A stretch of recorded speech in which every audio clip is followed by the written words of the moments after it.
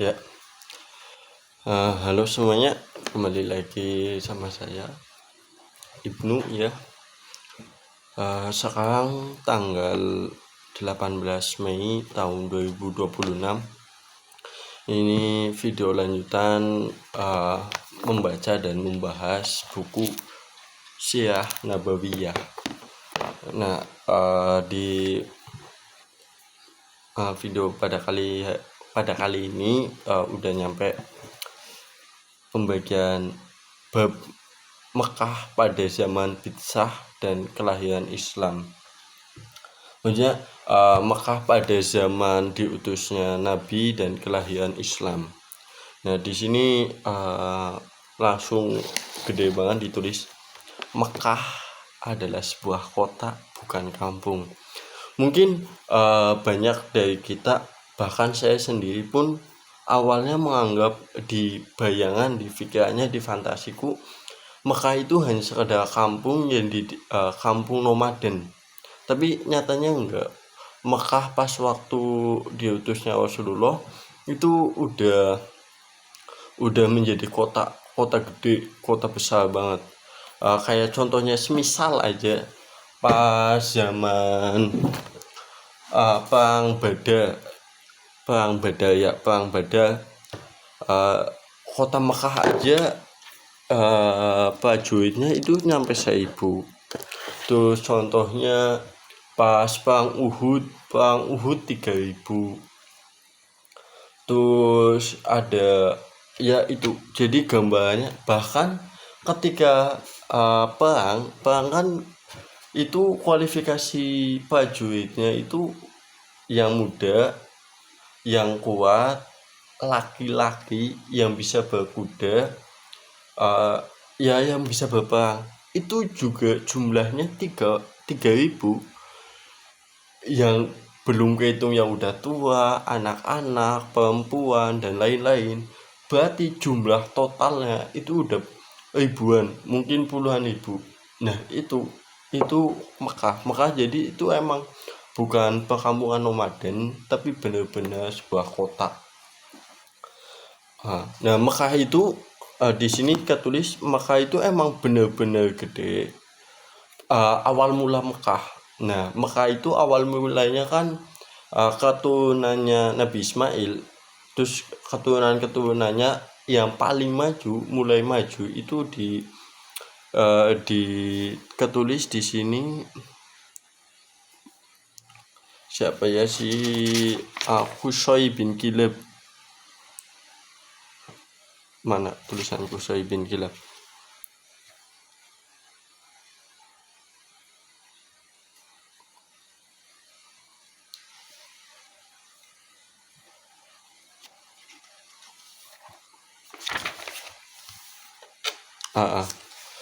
Jadi ini di sini ditulis pertumbuhan Mekah baru terjadi pada masa kekuasaan Qusay bin Kilab. Ini kemajuannya.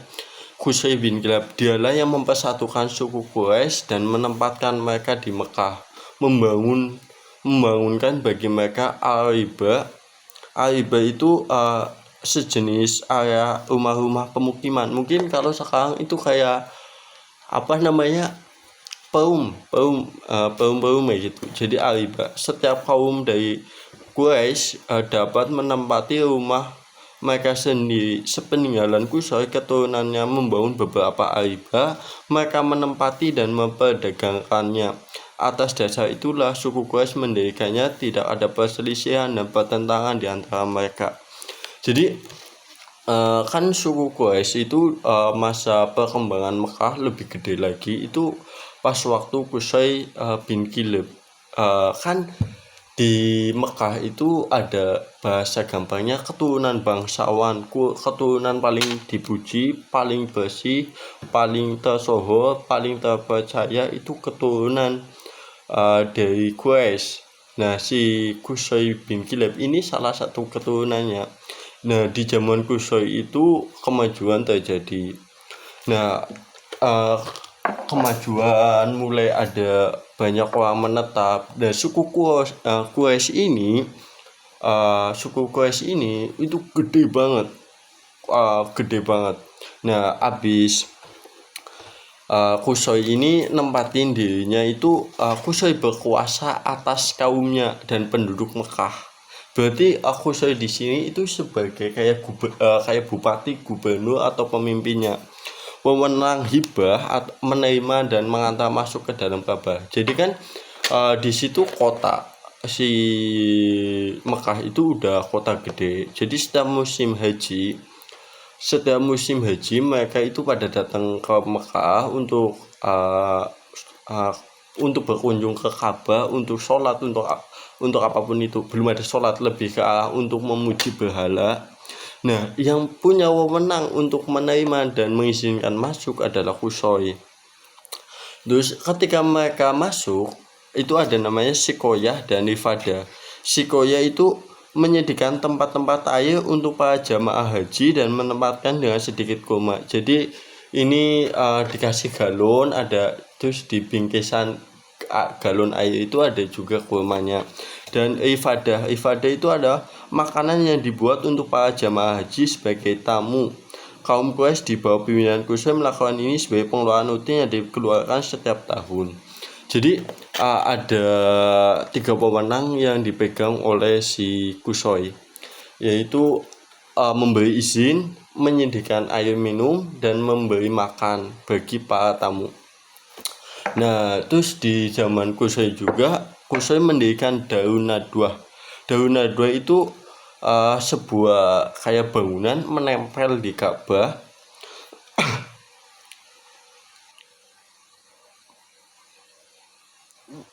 Nah, bangunan yang menempel di Ka'bah dan Darun Nadwah itu gunanya untuk bermusyawarah.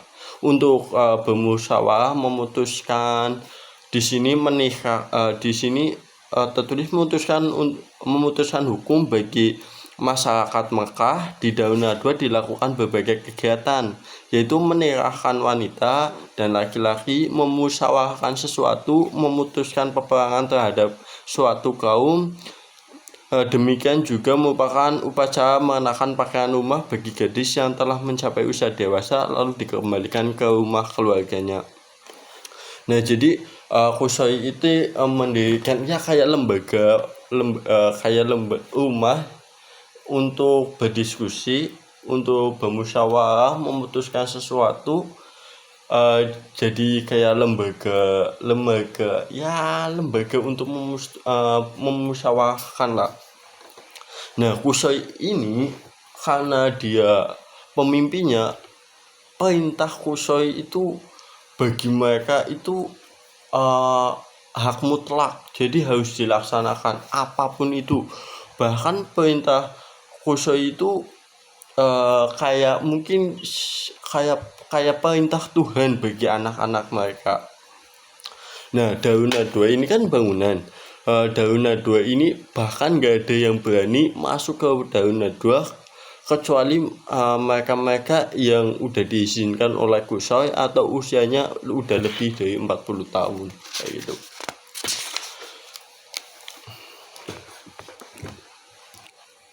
Nah, setelah kan udah kemajuan di kota Mekah. Nah, di kota Mekah terus habis meninggalnya Qusay, habis kematian sang pemimpin, tugas-tugas yang tadi 3 itu yang mengizinkan masuk, terus membagikan air minum dan menyediakan makanan itu dibagi antara keturunannya si Qusay. Qusay kan juga punya keturunan banyak. Nah, di sini tertulis setelah kematian Qusay, tugas-tugas dibagi Bani Hashim. Ini Bani Hashim itu keturunan paling tersohor dari keturunannya si Qusay, itu Bani Hashim. Nah, Bani Hashim itu entah Nabi Muhammad juga merupakan keturunannya dari Bani Hashim. Nah, Bani Hashim bertugas mengusir Sikayah. Nah, Bani Umayyah bertugas mengemban panji Quraisy. Bani Naufal bertugas mengusir Ifadah. Bani Abdidah. Bani Hashim itu sebagai Sikayah itu, Bani Hashim itu sebagai apa? membagikan air. Nah, itu si Bani Naufal sebagai penyedia makanan, Bani Abdudda bertugas mengusir panji perang, Al-Liwa si Danah pengabdian kepada Mekah, Ka'bah serta beserta hijabah. Sedangkan Bani Asyad mengusir urusan-urusan pemusyawaratan. Jadi karena keturunannya banyak, tugas-tugas juga dibagi-bagi antara keturunan Bani Qusay. Para pemuka Quraisy menyepakati sebelum menyepakati suatu persoalan sebelum meminta pertimbangan Qusay. Jika Qusay setuju, maka mereka akan melaksanakan. Tapi jika Qusay berpendapat lain, maka mereka menempatkan diri sebagai pembantu-pembantunya. Nah, itu yang tadi udah diobrolin bahwasanya Qusay itu omongannya Qusay, perintahnya Qusay itu emang mutlak. Nah, pembagiannya ini banyak banget karena di situ mulai berkembang banyak persoalannya terjadi. Itu pembagiannya itu banyak, kayak semisal contohnya si Abu Bakar As-Siddiq. Sahabat Nabi Abu Bakar As-Siddiq merupakan berasal dari Bani Taim, bertugas mengusir denda dan hutang. Terus Khalid bin Walid itu merupakan keturunan Bani Masyum, bertanggung jawab mengenai Al-Qubah dan Aimah tali kekang. Jadi ada pembagiannya tali kekang dan lain-lain. Nah, terus kayak Umar itu berasal dari Bani Adi, bertugas mengurusi Sifarah atau duta negeri. Jadi Umar itu sebagai diplomat, sebagai ya duta untuk luar negeri. Kan karena kota udah gede, urusan sama orang-orang lain juga, suku-suku lain juga udah banyak. Kalau semisal ada selek atau pemusuhan atau apapun, itu baninya Umar yang bertanggung jawab. Kayak Umar kesana untuk ngomongin ini mau gimana kelanjutannya dan lain-lain. Nah, terus dalam segi perdagangan ekspor impor, nah karena ini benar-benar kota, jadi perdagangan itu udah maju banget. Di Mekah zaman dulu itu ada 3 masa, bukan 3 masa, 3 pembagian. Biasanya dagang itu dibagi dari 3. Di musim panas mereka itu ke Syam, di musim dingin mereka ke Yaman. Nah, di musim haji mereka itu berdagang di dalam kota. Karena pada musim haji itu mereka itu dilarang berdagang ke luar negeri. Mereka itu dagangnya di dalam kota. Terus sedangkan orang-orang dari luar kota pun pada masuk ke kota Mekah untuk menunaikan ibadah haji kayak gitu. Jadi dulu bahkan saking gedenya Mekah, ekonominya itu ketika berdagang semisal ke Syam itu bentuk perdagangannya itu nilai dagangannya itu udah gede banget, 500 dinar, sekitar 5 itu ya sekitaran. Contohnya ada di sini tertulis, kalau hal ini dibuktikan dengan rombongan dagang suku Quraisy yang kembali dari Syam pada saat perang Badar mencapai 1.000 ekor unta dengan muatan mencapai 50.000 dinar. Nah, itu 50.000 dinar itu 50.000 koin emas, sedangkan dinar itu koin emas yang beratnya itu sekitar 4 gram. Ada kalkulator. Semisal 1 dinarnya itu 4 gram dikali 50.000 sama dengan 4 gram dikali 50.000, 200. Kenapa harus ngitung pakai kalkulator juga, di angka juga bisa 200.000. Salah itu 200 gram, cocoknya 200 200.000 gram emas sebanyak itu. Semisal hitung-hitungannya 1 gramnya itu berapa, 1 juta berapa, apa 2 juta ya, hitungan gampangannya 1.500.000 lah 1 gramnya. 1 juta dikali 1.500.000,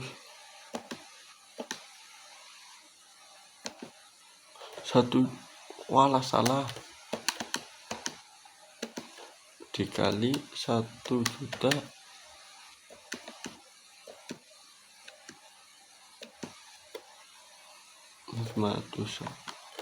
siji, 2, 3, 300 miliar. Anjay, 300 miliar itu sekitar, anjay, itu sekali dagang itu segede itu. Semisal ya itu dinarnya, mungkin ini perhitungan yang kasar. Semisal unta aja 1.000 onta, satu ontanya itu harganya berapa puluhan juta, itu ada. Semisal gampang 50 juta kali 1.000 itu 5 miliar. 50 juta dikali 1.000 itu 5 miliar. 5 miliar itu untuk ontanya aja, belum ada muatan-muatan di dalamnya. Itu sebanyak itu, emang sekota itu. Nah di sini kan terus tatanan kehidupan, pembagian tugas, terus perdagangan, ekspor impornya itu kayak gitu. Kayak di semisal Jakarta, mungkin Mekah itu emang kota gede banget tak. Kondisi perekonomian, mata uang dan satuan ukuran di Mekah. Nah di Mekah itu mata uangnya itu ada 2, yaitu dinar sama dirham. Nah dirham itu perak, dinar itu emas. Iya kayak gitu. Apa ini yang perak, yang dirham itu 4 gram, apa dinar itu 4 gram juga ya sekitar gitulah. Karena emang kota gede, pedagang jadi Nabi itu diutus bukan di perkampungan, tapi emang bener-bener kota gede. Nah di situ ya Nabi itu udah emang benar-benar di kota gede. Di sana udah bahkan muda-mudi suku Quraisy itu suka berfoya-foya, suka berjudi, suka duduk-duduk, suka mabok-mabokan kayak gitu. Industri intelektual dan adab. Nah sedangkan orang-orang Quraisy yang bagi penduduk kota Mekah itu kayak bangsawan, mereka itu tidak melakukan industri. Jadi mereka itu di kota Mekah itu ada penduduk non Arab. Mereka itu yang melakukan, yang bangun rumah, yang kerja-kerja kasar, yang bikin barang dagangan, yang membuat patung. Itu mereka yang bukan suku Quraisy, karena mereka itu suku Quraisy itu nggak mau melakukan pekerjaan kasar. Nah sedangkan kekuatan militer, kan tadi udah masalah ekonominya seberapa gede bisa digambarkan kota Mekah. Terus kekuatan militer kota Mekah. Nah di sini ditulis kalau kota Mekah itu kota Mekah itu kota yang suka damai. Jadi mereka itu enggak yang kalau ada apa-apa perang, enggak. Kota Mekah itu kota damai. Semisal bagi mereka sebelum, di sini ketulis bagi mereka sebelum